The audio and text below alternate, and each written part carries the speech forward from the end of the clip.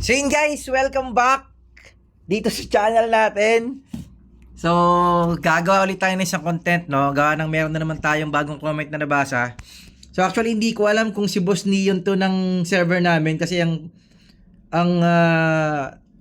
YouTube name niya is Sammy Neon 521. Yung si Boss Neon kasi, eto check natin ha. Dito sa server namin, summoner siya. Yung ginawa natin ng content, no? Regarding dun sa summoner. So, ang sabi niya kasi is, boss, pa-content ng mga item na worth spending. So, yun ang comment niya. So, isang magandang tanong yun at maraming makikinabang, no? Pag ginawa natin ng content yon. Kaya, tara, pagbigyan natin tong comment na to. So, hindi ko alam kung si Boss Neon to, kung siya man to. Shoutout sa kanya. Eto yan si Boss Neon, yung ginawa natin ng Eto, isa sa pinakamalakas na summoner to, no? Sa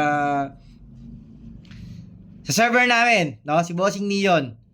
So, isa siya sa malalakas na summoner sa server namin na hindi siya spender, no? Semi-spender gano'n. Na parang, alam mo yun, 55ers kung tawagin ng iba.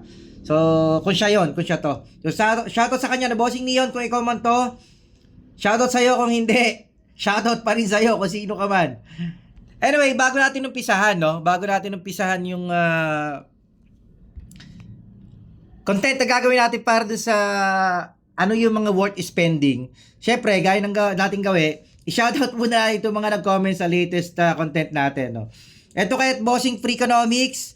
Shoutout sa kanya, server 738 IGN Pitoy. So yan, nagbigay na siya ng IGN. So nagta-thank you lang siya na medyo mahaba yung comment niya.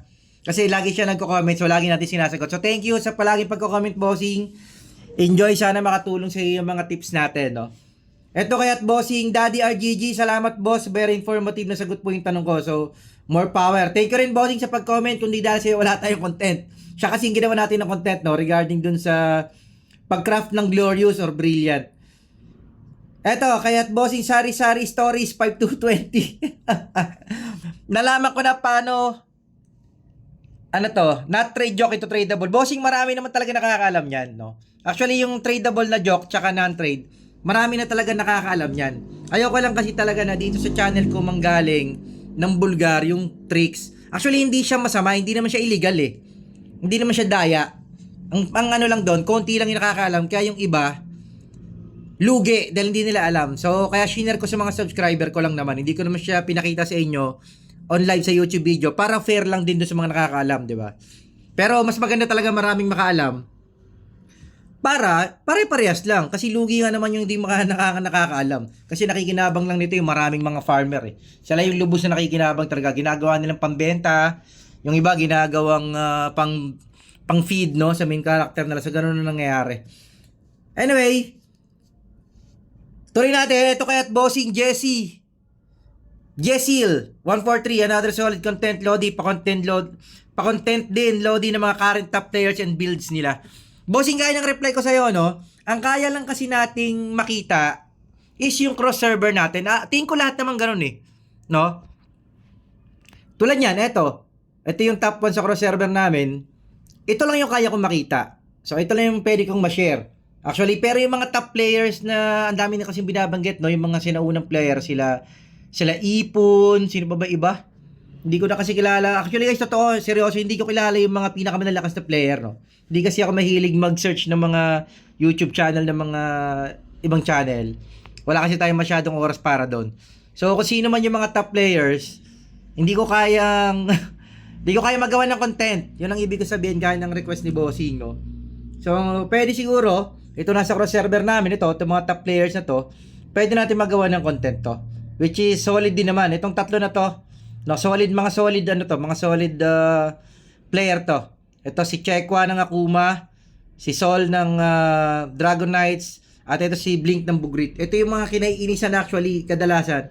Ito yung mga kinaiinisan sa Ethereal Pack, no? Kasi sobrang OP nila kasi sa Ethereal Pack no? At syempre, kung ikaw lagi ka napapatay sa Ethereal Pack, ganoon din naman nangyayari. Ako nga minsan nadadamay pa Pero sa Ethereal Pack kasi guys, talagang open PK doon, no? Para sa akin, kung may inis ka doon sa Ethereal Pack, wala ring mangyayari. Talagang wala na magagawa kasi kahit naman hindi yung mga top player ng PPK doon sa Ethereal Pack talagang pagalingan na lang na diskarte kung paano kukuha ng keys. no? Maraming diskarte sa pagkuha ng keys. Meron akong channel, meron akong video content doon. So, panoorin nyo dito sa channel natin, search nyo, makakuha kayo ng diskarte kung paano ko nakakaipon ng slate kahit na hindi naman ako ang top player. So, kahit pa paano, alam yun, nakakaipon tayo pa unti-unti. Anyway, ito kay at bossing Omi Motovlog 8382. Boss, paano pala kasi ng car ng isang F2P only? Ano dapat unahin gawin? Sana masagot, salamat. So nag-reply din ako sa kanya, guys, F2P, gaya ng sabi ko sa inyo, no, napakarami ng F2P players sa game na to na hanggang ngayon malalakas na. Tulad nito, yung sinasabi ko sa inyo, yung Summoner, ito, si Boss Neon. Although hindi naman siya pure F2P. Asan na ba yun? Summoner. Ito, si Boss Neon. Hindi naman siya pure F2P, pero hindi rin siya super spender. Alam mo yun? Meron mga spender na ano lang na force to pay para gano'n. Pero meron mga 55ers pero malalakas sila. Napakadaling way, no? Napakadaling way talaga para kahit paano mapalakas mo yung account mo as F2P. Unang-una, syempre hindi mo kailangan hindi mo pamapalampas yung mga free to play events. Napakarami niyan lalo na ngayon sa level 500 plus, no? Sa early level kasi napakakunti ng free-to-play events. So, talagang medyo mahirap makasabay sa mga spender. Ngayon, ang pinaka-technique para makasabay ka sa mga spender, kung computer ang gamit mo, para sa akin kung computer ang gamit mo, at kaya mong gumawa ng 3 account at laruin sabay-sabay, mas okay. Kumbaga, 3 account or kahit 2 or 3 mas maganda, no? Gawa ka ng sarili mong buffer, tapos yung isa farmer din, para na-feed mo yung main account mo ng Flowrite. Kasi yun ang pinaka-importante guys sa early game yung Flowrite Yun yung kailangan mong i-rush, no? Kailangan maka-level 12. Kasi kung sino kasi unang maka-level 12 ng Flowrite kahit papaano, medyo lamang ka. So isa sa pinakamagandang way kung F2P ka pero may sarili kang computer na kayang mag-open o kaya maglaro ng 3 account sabay-sabay, solid yun. No? Para sa akin, yun yung pinaka-solid na way ng F2P. Para makasabay sa mga spender, no? Lalo na siguro kung kaya mo maglaro ng 8 account, no? Solid na solid. Yung alam mo yun, 4 hanggang 8 account gamit mo. Tapos i-feed mo lahat sa main character mo. Puta, baka talunin mo pa yung spender nun Na sobrang bilis mo mag-farm ng Flowrite Anyway, doon tayo sa question, no, na nag-comment sa atin kaya Neon Sammy 521. Ano nga ba yung mga items na worth spending? So napakaganda talaga, no. Actually, kaya gusto kong gawa ng content, napakaganda kasi nung comment niya, no. Na tingin ko makakatulong di lang sa kanya o sa lahat ng makakanood nito. Kahit ako, malaking bagay sa akin na mapag-usapan 'yon.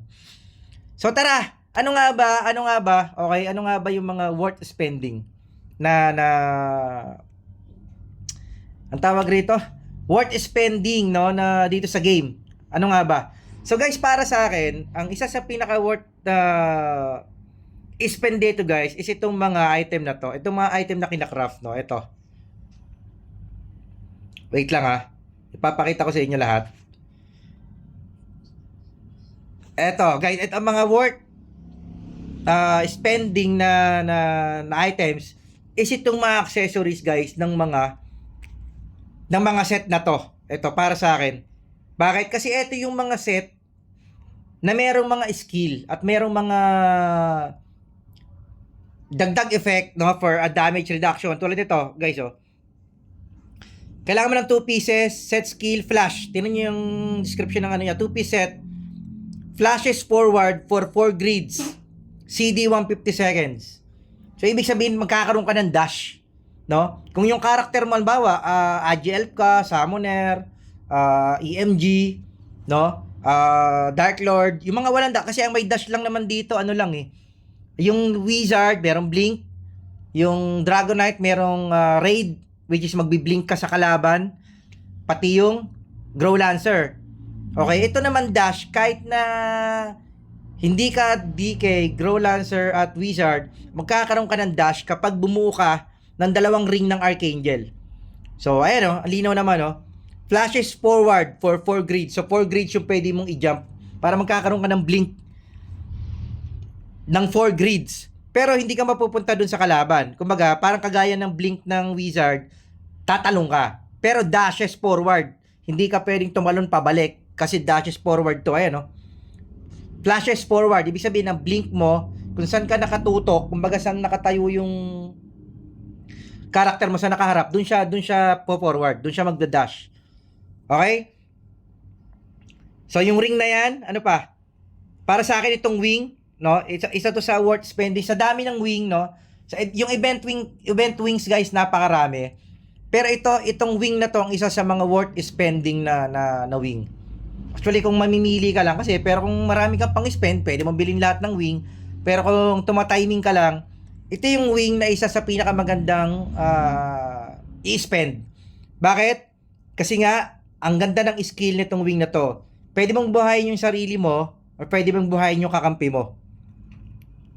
Depende sa level kung gaano kataas yung HP na may bibigay. So, itong sa atin is Angel Wings plus 4. Hindi. Angel Wings plus 3 lang yung sa akin. Plus 4 kasi itong ika-craft. So, ang silbi niya, pwede mong i-revive sarili mo at yung dalawang kampi mo randomly. So, depende sa level. Merong 10%, 20%, tsaka 30%. Yung plus 4, 30%. Yung current na gamit natin is plus 3, 20%. At yung plus 2 naman is 10%. So, malaking bagay siya actually sa 3v3. No? Kumbaga, kung alam mo yun, biglang nag-clash lahat, nagkapatayan ng biglaan, tapos pwede ka mag-revive. Tapos kung meron ka pang Advent of Angel skill, pwede kang mag-revive, tapos Advent of skill ka, kahit pa paano, tatagal ka pa sa clash. Lalo na kung plus 4. Okay, so isa to sa mga worth buying, no? Mga worth buying na... Sa mount naman, guys, hindi ko kasi kabisado lahat ng mount, no? Pero kung bibili kayo ng mount, ang pinakamagandang mount na pwede nyong pag-spendan is yung mount na sa tingin nyo makakatulong according doon sa class nyo. Kasi bawat mount naman meron kanya-kanyang skill eh. Although hindi lahat pare-pareho ng movement speed, gaya nitong mount natin. Okay, yung Tiger na free, ang movement speed niya is 10%, pero 469 yung HP bonus. Ito namang suot natin, yung movement speed niya is 20%, so mas mabilis. Kumbaga, kung halimbawa, ang hinahabol ko is naka-Tiger, malaki yung chance na maabutan ko siya kasi kung itong mount ko na suot ko is 20%, mas malaki yung chance na maabutan ko siya kasi mas mabilis nga tayong tumakbo kaysa dun sa mount niya. So, isa to sa mga, alam mo yun, para sa akin, worth buying. So, yung iba kasing mount, hindi ko nakita kung ano yung ibang skill nila. Gaya ng iba kasi yung iba, dragon. Alam mo yun, ang gaganda ng itsura ng ibang mount. Pero kung babase kayo sa itsura, para sa akin, hindi dapat gano'n. Dapat ang pinakapagbabasihan nyo pag bibili kayo ng event items, dapat yung may silbi sa class nyo. No? Yung babagay sa class nyo, yung kailangan nyo talaga sa class nyo. So, yun ang pinakamaganda para sa akin. Tapos, ano pa? Yun nga guys, yung mga accessories, no? Hindi lang Archangel accessories. Marami kasing accessories na worth buying. Ito nga, gaya ng necklace ng Archangel, maganda rito. Ito yung yung mag-clone, no? Ito yung Archangel necklace. Ito yung kapag na-fatal ka or na-burst ka, ito yung pinaka-set. Basahin na natin. When HP is below 30%. So, ito nga, below 30% yung HP mo, magkakaroon ka ng clone. Oh. Below 30% or takes fatal damage. So, ganoon na rin yun. Parang, alam mo yun, pag na fatal strike ka or na-combo ka ng summoner, kapag cooldown siya, nandun yung chance na maggagawa ka ng sarili mong clone. Tapos, mawawala sa target yung uma-attack sa'yo, mawawala siya sa target. No? Mapupunta yung target niya dun sa clone ng ilang segundo. Kaya, no? So, magkakaroon ka ng chance na makabawi dun sa kalaban. So, isa rin to sa mga, alam mo yun, worth crafting, worth buying, no? Worth spending itong Archangel necklace na to. So, yung medal, ito. Ito naman sa Angel Feather naman ang pagbuo nito. So, hindi to need to spend. Ang isa talaga guys, sa pinaka para sa akin, no, yung ginawa kong content, isa sa mga worth spending din yung mga yung yung tuwing Friday. Ayoko kung Friday sa ibang server, dito sa server namin Friday siya eh. Ito yung ini-spend dito sa tuwing Friday, magkakaroon ulit ng isang alam mo yun, magkakaroon ng isang tab dito kung saan pwede kayo mamili na kukunin nyo yung skill shard, ACC upgrade stone, pang-upgrade ng mga ACC, ano pa ba, yung master talent, no? Yung 23k na master talent. So, isa rin yon sa mga worth spending na item, no? Yung pagbili ng box na yon. Ano pa? Infi Angel, napakasulit syempre. So, yung Infi Angel, dito nyo syempre siya makukuha dito sa tab na to ng recharge. So, pag new player ka, alam ko nandito yon sa 99.99. Doon yata yung nakukuha. Yung ano na yon, yung Infi Angel na yon. Tapos, ito, yung daily recharge, malaking bagay to, yung mga 55ers do. Kasi napakarami nung nakukuha ditong magagandang item. Ayan, no? Ito talaga yung pinakasulit, no? So, kung ako sa'yo, kukunin ko dito is itong 60 dias na to. Para everyday, kung kukunin mo yan, plus 20, so meron kang 80 dias per day. So, yun yung pinakasulit na pwede mo kunin dito sa store. Tapos ngayon, kung may ipon mo siya, halimbawa, kung 80 ka per day, so, sa 30 days, meron kang 2-4 na dias. Ngayon, kung meron kang 2-4 na dias, yun ang gamitin mong pang-spend. Dito sa, ano na to, dun sa time pack, no? Dun sa tuwing once a week na bonus box. Tapos, ano pa ba? Worth spending. Siguro yung mga set din, no? May mga set na worth spending din, depending nga sa class. Gaya ng wing, ganun din naman eh. Yung wing, yung mount, at saka yung set, meron talaga mga bagay sa class mo. No? Pero hindi lahat. No? Tsaka, alam mo yun, hindi porke kada labas ng event, trip mong bilhin, hindi ganun. Dapat talaga pipiliin mo lang yung babagay doon sa class mo. No? Para sa akin, hindi mo kailangan lahat ng kunin. Tapos ito pa lang isa pang wing, no? Ito talaga worth Worth kunin to ito. Itong Freya Sigil na to, no? Bagay na bagay lalo to sa Summoner. Although sa lahat ng class okay naman to. Bakit? Kasi yung skill nga nito is yung anti-reflect. Ito, magkakaroon ka ng ganitong skill. Ito, Rose Guard. Ito yung makuha mo yung skill dun sa wing na yon. So, active skill siya after use. Become immune to damage reflect for 4 seconds. So, yun ang pinaka maganda. Diba, pag kumombo ka, Dark Lord ka kunyari, or Summoner, yung unang burst ng combo mo, since meron ka nito, hindi ka mare-reflect. Kasi burst damage yung Summoner at saka yung Dark Lord eh. Yung unang burst damage nila. So, hindi ka mare-reflect. Although may cooldown siya, 300 seconds. So, kailangan be wise din kung paano nyo siya gagamitin. So, ano ba, makikipag 1v1 kasi siguraduhin mo na cooldown yung Rose Guard, no? Ito yung skill na makukuha mo pag kinuha mo yung wing na to. Eto, si Freya Sigil Golden. So, sulit din to, guys. Ito kahit na plus 2 lang, goods na goods ka na siguro. Hindi mo na kailangang So, ito, kay Boss Neon, kung si Boss Neon nga, kung Summoner ka, ito, buying this wing is a must talaga. Itong wing na to for Summoner. Para sa akin, napakalaking bagay ng wing na to para Summoner. So, ano pa? Dias worth buying. So, yun lang, no? Para sa akin talaga kasi pinaka-importante. Ito itong 55ers na to. Okay? Kasi dito naman sa rebate, makuha mo lang yung set ng Archangel. Okay na eh. Magkaroon ka lang ng isang, alam mo yun, makapag plus 1 ka lang, goods na eh. Pero syempre, kung kaya mo pang iangat yung plus, kasi mas mataas yung plus, mas mataas yung HP nun, so mas okay. No? Pero sa mga new player, gaya nung tip ko dun sa nauna nating content, no? Ito ang pinakasulit kunin yung 2.5 na wing. Ito, dapat to i-rush nyo talaga. No? Ito pinakamagandang i-rush. At least kahit ito man lang makuha nyo. Kasi madadamay nyo na yung Infi Demon dito, libre. So, ito para sa akin 2.5, no? Ito pinakasulit na kunin. Saka itong 55ers at saka ito nga, yung mga box dito. Hindi ko kasi maipakita sa inyo kasi Friday siya eh. Wala pa siya ngayon. So, alam ko Friday yung Thursday pa lang ngayon eh. So, pag Friday siya, bukas magkakaroon siya. No, dito sa server namin. Hindi ko alam sa ibang server kung anong araw. So, yun lang. para sa akin mga accessories, the best talaga. Yung Kion set, eto rin. Saan ba? Archangel Gear, Freya Gear. Ay, hindi yan. Wait lang guys. So, hindi ko mapakita dito yata. Kasi kailangan yata meron kong item na yun para may pakita mo yung ano eh. Saan na ba yung mga item natin? Eto mga to.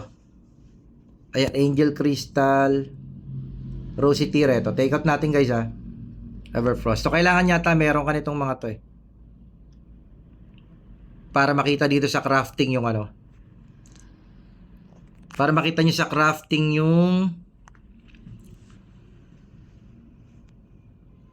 asa na ba siya? Freya Gear. Ito. Itong Freya. Tama nagkaroon ng mga ibang ano. So, ito yung wing. Yung brooch, ito. Ang set skill nito is upon killing a player, gain the Bloody Rose buff, increasing base attack by 1% for 10 seconds. Max 3 stacks. So, ayan, magkakaroon ka ng 3% upon killing a player. So, kakapatay mo lang dun sa isang kalaban mo, kung 3v3 kunyari. So, magkakaroon ka ng buff. Ayan, increasing base attack by 1% for 10 seconds. So, max stacks, 3 stacks. So, napaka-solid. Napakasulit na nitong Freya Brooch na to, no? So, ito yung crest. So, 2 pieces attack speed plus 2. So, okay lang siya. Buuin nyo hindi kasi attack speed plus 2 lang naman ang bigay niya. Para sa akin, hindi siya ganun ka-critical. Ito naman, damage reduct, 2%. So, goods din siya kung trip nyo siyang buuin. Etong necklace, ito, malupit. Passive, attack has a 20% chance to deal additional damage equal to 5 times highest stat. So, guys, ito, sulit. Kung magbubuo kayo, itong Freya necklace, solid na solid din yung bigay. 20% chance to deal additional damage equals to 5 times, 5 times highest stat. So, kung ang highest stat nyo kunyari ay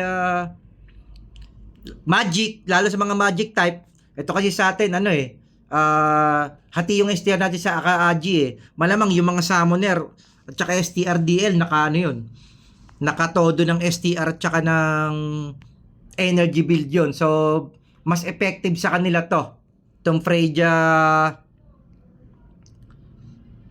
necklace, no? Kasi, ayan, 5% ay 5 times stats. Kung ano man yung stats yung pinakamataas. So, malamang yung DLSTR at saka yung mga summoner ang makikinabang ng solid dito, no? Or EMG. So, solid na solid tong necklace na to. I mean, kung susumahin natin, no? Kung susumahin natin, isa sa mga worth spending talaga is yung mga accessories. Yun na lang pala, para mapadali natin yung ano natin na to. Ang pinakamadaling sagot doon sa tanong niya is worth spending talagang itong mga accessories na to. Mag-craft ng mga ganito. Although wala tayo, no? Wala naman ako mga ganyan masyado. Ibig ko lang sabihin, wala naman tayo mga accessories na yan. Doon sa mga balak gumawa, no? Doon sa mga balak gumawa. So, para sa akin, sulit na sulit yung gumawa ng mga accessories na yun. Kasi napakalaki ng bigay. Tulad nun, may mga damage reduct, may attack speed, tapos merong additional skill, no? Gaya ng nung necklace na yon. So, kung mag-i-spend ka na lang din, doon ka na sa may mapapala ka. Yun ang ibig ko sabihin. Ito yung Kion set na sinasabi ko. So, ito yung ring niya. So, damage bonus plus 2%. So, goods na goods din. Yung earrings, damage reduct naman. Yung necklace, so ito, necklace, maganda na naman tong skill. Frost, Grace, ito passive. Whenever own HP drops 30%, okay, so parang yung clone kanina, has a 20% chance to recover 15% HP within 10 seconds. So, kung yung necklace kanina ng Archangel is clone, na kapag na-burst ka ng 30% na lang ang HP mo, ito naman, ang mangyayari sa'yo, 20% chance to recover HP. So, parang magre-regen ka ng 50%. So, kahit mababa, malaking bagay. No? Kahit 15% lang yung i-recover mong HP, malaking bagay. Yung nga lang, chance lang siya guys. Hindi siya 100%. Pero goods na rin. 'Di ba? Kung critical yung PK nyo, tapos bigla kang biglang kumagat to, biglang yung chance nito pumasok, di bigla kang nabuhay, nagka-chance kang mapatay pa yung kalaban mo. So, ito yung amulet. Damage reduction din. So, ito naman yung crest. O, damage bonus. So, ganoon din siya. Ito naman yung bruise. So, ito, meron siyang skill. One piece set. Winter's Blade. Deals 200% damage to any target within 6 grids. So, guys, ito masakit. Deals 200% damage to any target within 6 grids. And slows them by 15%. So, ito pinaka-solid, guys. Ayun, no? For 3 seconds, 6 seconds. So, guys, kung bubuo kayo ng isang magalupit na accessory, ito, pinaka-sulit, to. Kasi wala siyang chance. Talagang 200% damage siya, plus slow by 15%. So, ito pala pinaka-sulit na buuin. No? Kion Brooch. So, sa mga gagawa sa inyo, mag-e-spend sa inyo ng accessory, ito isa sa pinakamagandang i-craft, no? Buuin. So, kailangan nyo ng Everfrost Heart na 80 pieces. So, ganoon naman, madalas 80 pieces talaga eh. Pag mga brooch at saka necklace eh. O, ayan, 80 pieces. Normally, ganon. Kapag ring 40-40, dalawa. Ayan, pag ring 40 eh. So, yun lang siguro guys, no? Para sa content natin na to. Para sa akin kasi yun yung mga worth buying talaga yung iba. Mga super spender, no, na maraming mga pang-spend, eh sila yung may mga karapatan na alam mo yun, mamili ng mga kung ano-ano, no, lahat ng event, lahat ng, kasi guys, sa totoo lang, yung mga super spender talaga na yan, lamang talaga sila. Bakit? Kasi napakarami nilang nakukuhang free items kapag spend sila ng spend. Tapos yun nga, yung mga binibili nilang wing set, mount, o kung ano man ang binibili nila, meron kasing mga dagdag attack set yun eh. Ano mo yun, set skills din na nadadagdag sa kanila. So, lamang talaga sa kanila. Pero, yung mga, alam mo yun, mga semi-spender lang, so, kailangan nyo lang mamili kung ano talaga yung para sa class nyo. So, tayong mga walang mga pang-spend, so, manahimik tayo. Mag-ano tayo, mag-grind tayo ng mga event. So, yun ang pinakamagandang gawin natin. So, yun lang guys, sana makatulong tong content natin na to, no? Dun sa nag-comment kay Sammy Neon 521, kung si Boss Neon man yan o hindi, sana makatulong sa kanya to, sa lahat ng mga makakanood, sa lahat ng mga makakakuha sana ng tip, lalo sa mga new player, no? Sana makatulong sa inyo yung mga tip na to, kung saan nga ba, ano nga ba yung mga items na worth spending sa game na to. So yun lang guys, Gabel to S527 AGF Dragon Knight para sa content natin to. So shoutout sa lahat ng Steel Gaming dyan, MU Monarch, MU Immortal, server 1 to 700 plus. So kung anong server man kayo, lahat ng gustong mag-comment, kung meron kayong gustong topic na pag-usapan, comment lang kayo sa baba guys. Leave kayo ng IGN nyo, i-shoutout natin yan, anong server nyo, anong nilalaro nyo, anong pangalan ng guild. Lahat ng gusto nyo ipa-shoutout, comment nyo sa baba. Ibabato natin lahat yan online. So, again, sa Gabi, Alas 527 AGF Dragon Knight, out tayo para sa content natin na to. Out!